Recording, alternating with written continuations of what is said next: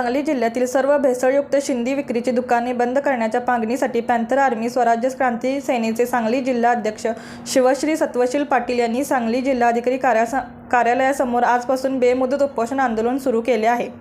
मिरज येथील शिवाजी स्टेडियम समोरील झोपडपट्टी लगत असणारा शिंदींचा हा अड्डा सर्वसामान्य जनतेच्या जीवाशी खेळण्याची जागा झाली आहे। त्या शिंदीमध्ये माणसांना नशा होण्यासाठी बऱ्याच प्रकारचे अंमली पदार्थ वापरले जातात। साफ स्वच्छता या नावाखाली तर तिथे काहीच नाही, पिण्याचे पाण्याच्या जागी लघवी करण्याचे ठिकाण आहे।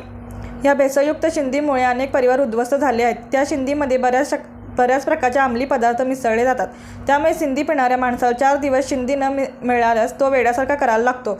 म्हणजेच यामध्ये काहीतरी अंमली पदार्थ मिसळला जातो। संबंधित सर्व भेसळयुक्त शिंदी विक्री दुकानावर तात्काळ कठोर कारवाई करून दुकाने त्वरित बंद करावीत, अन्यथा रस्ता रोको आंदोलन करण्याचा इशारा सत्वशील पाटील यांनी दिला आहे।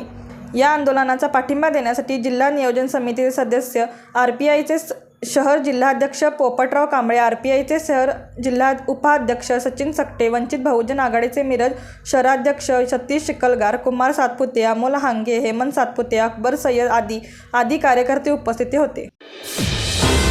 रणनीती न्यूज चॅनलला आजच सबस्क्राइब करा आणि रहा अपडेट।